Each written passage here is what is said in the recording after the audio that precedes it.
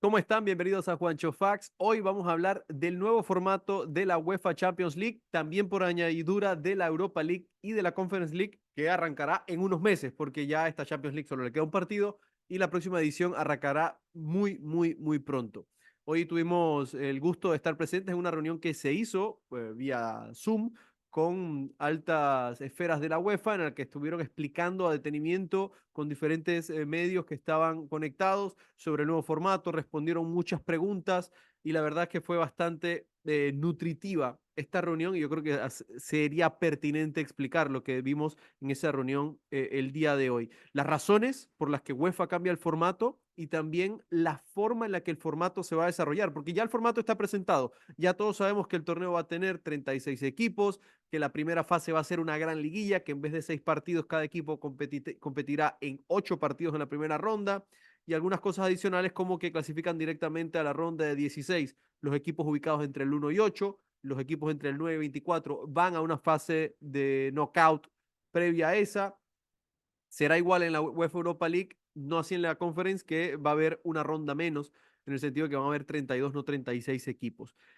Principalmente UEFA se basa en que la competitividad del torneo luego de la fecha 4 se reducía sustancialmente. Es bastante interesante cómo los equipos que habían perdido la capacidad de clasificación después de la quinta jornada se notaba claramente y sobre todo año tras año era más evidente la falta de competitividad en cada una de las fechas.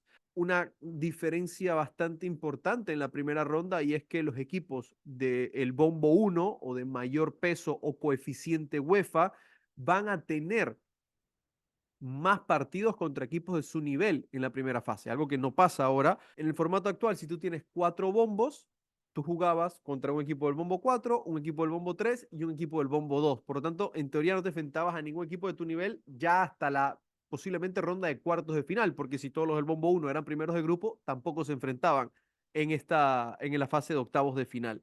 ¿Qué busca la UEFA con este formato? Pues que la fase de grupo tenga un peso más importante. Yo la verdad no estaba tan convencido con este nuevo formato, pero una conversación en la anterior visita de Carles Puyol y de Javier Mascherano a Panamá con Chris Corbas, uno de los de comunicación de UEFA, me abrió bastante el horizonte y a la vez me explicó y fue quien me invitó a esta reunión y por eso se lo agradezco también públicamente. Por ejemplo, el Bombo 1 que va a tener al campeón de la actual edición de la UEFA Champions League y a los campeones de las ligas con mayor coeficiente UEFA, va a tener un cupo adicional si el Real Madrid gana esta edición ante el Borussia Dortmund, porque el Real Madrid ya es campeón de España, o sea, ya tiene ese cupo. Anteriormente lo que se hacía era que se le daba un cupo al país con mayor coeficiente UEFA inmediatamente siguiente al que ya ocupaba ese cargo. En esta ocasión no sería de esta manera y con el nuevo formato no será de esta manera, sino que ese cupo o ese cupo que se libera va a ser para el equipo que no está en el bombo 1 con mejor coeficiente UEFA. Por ejemplo, a día de hoy, porque esto puede cambiar todavía, aunque quedan muy pocos partidos, sería el Shakhtar Donetsk. Es decir, se amplía el margen competitivo, se le da una importancia muy alta a la UEFA Champions League y yo creo que esto es bastante interesante. En este nuevo formato se van a jugar 8 partidos en la fase regular, en la liga, porque todos los equipos van a estar en una misma tabla de 36 equipos. En lugar de jugar contra equipos en un grupo, acá tú vas a jugar un partido en casa y un partido de visita, no siempre contra el mismo rival, o sea, no juegas contra 4 rivales, vas a jugar contra 8 rivales, 4 equipos, 4 partidos de local, 4 partidos de visita. Vas a jugar contra 2 equipos, uno de local y uno de visitante del bombo 4, 2 equipos, uno de local, uno de visitante del bombo 3, 2 equipos local y visitante del bombo 2 y 2 equipos local y visitante del bombo 1, seas del bombo que seas. Por lo tanto, un equipo con, en teoría, menor coeficiente que esté en el bombo 4 va a enfrentar a 2 equipos de un nivel similar al que tienen, los mismos equipos del bombo 2, los mismos equipos del bombo 3, algo que no pasa en el formato actual.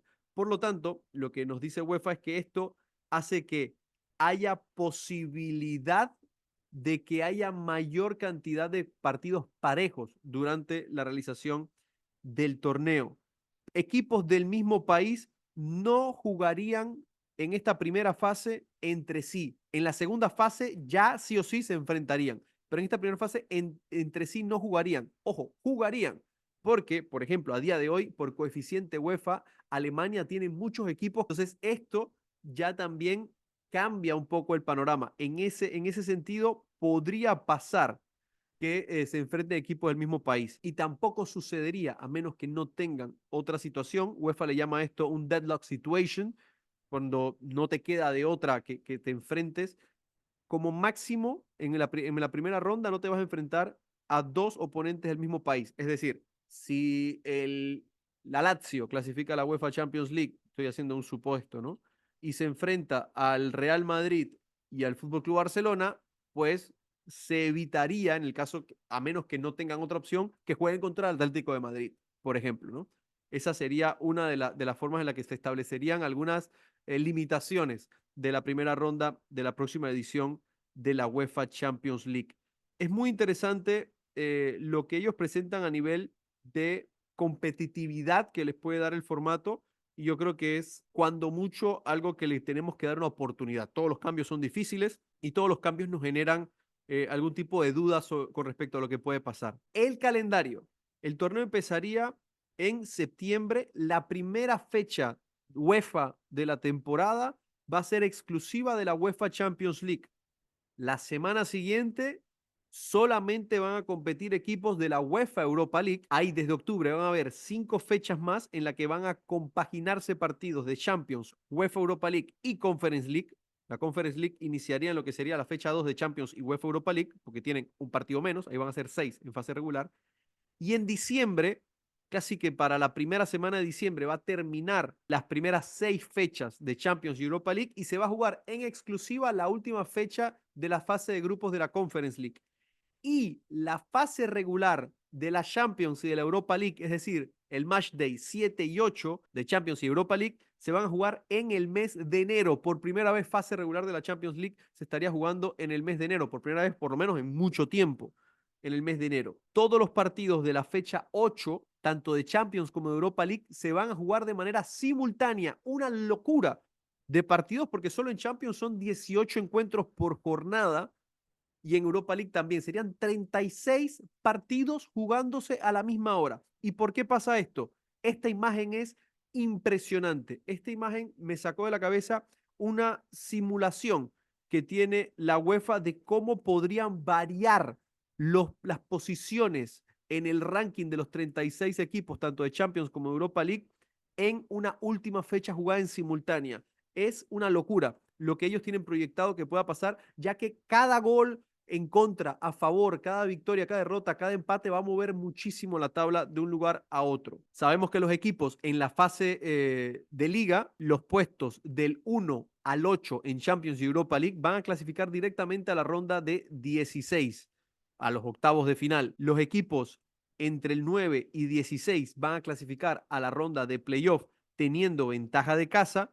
Los equipos entre el 17 y 24 van a esa ronda de playoff con desventaja de casos abriendo, y los equipos del 25 al 36, tanto de Europa League como de Champions, quedan eliminados de competencia europea. Ya no va a haber esto de antes de que si quedas eliminado de Champions ibas a Europa League, si quedas eliminado de Europa League ibas a Conference, ya eso no va a suceder, a excepción de las fases previas del camino a Champions, del camino a Europa League. Ahí sí va a haber todavía ese tipo de repechaje que te permite llegar a otro torneo. Pero durante el torneo, si quedaste fuera en el mes de enero, ya no tienes más competición. Y lo más importante a nivel competitivo es que ya prácticamente se va a conocer el camino luego de la ronda de liga. Es decir, va a ser muy importante, por ejemplo, ser primero o segundo para saber cuál va a ser tu camino hasta la final, porque lo vas a conocer. Y eso es una cuestión que también le da mucho valor, porque no va a ser lo mismo ser primero que ser cuarto.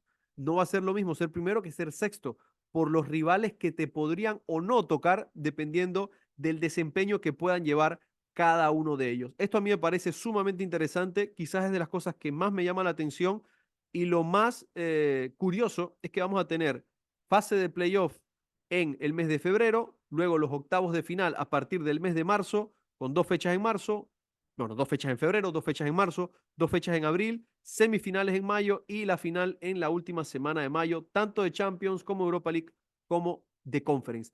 ¿Qué está buscando UEFA o qué han estudiado UEFA a lo largo de estos años para plantear este formato? Mayor equidad y variedad de oponentes, más dinámica competitiva, un balance competitivo y disminuir la capacidad de predecir qué equipos o no van a clasificar a una siguiente fase, partidos con un interés deportivo mayor, más lo que ellos le llaman big clashes, duelos de alto calibre. No solamente se refiere a un Real Madrid-Bayern Múnich, a un Manchester City-PSG, sino que también se refieren, por ejemplo, a un Rangers Sporting de Lisboa, a un, ¿qué te puedo decir? Victoria Pilsen Slavia de Bratislava, o sea, equipos que puedan tener un nivel similar de distintos países que se puedan enfrentar entre sí jugándose algo importante. Va a haber, lógicamente, un aumento considerable en las premiaciones de Champions, UEFA Europa League, Conference League. El aumento es sumamente alto, estamos hablando que es un aumento que pasa a los 130 millones, lo pueden ver en esta imagen, y yo creo que va a ser bastante curioso, yo creo que es importante que UEFA haya tomado esta decisión. Y hagamos el siguiente ejercicio. No, no nos tocó vivirlo a nuestras generaciones, pero cuando se pasó de Copa Europa a Champions League, hubo dudas. Cuando se aumentó el torneo a 16 equipos, hubo dudas.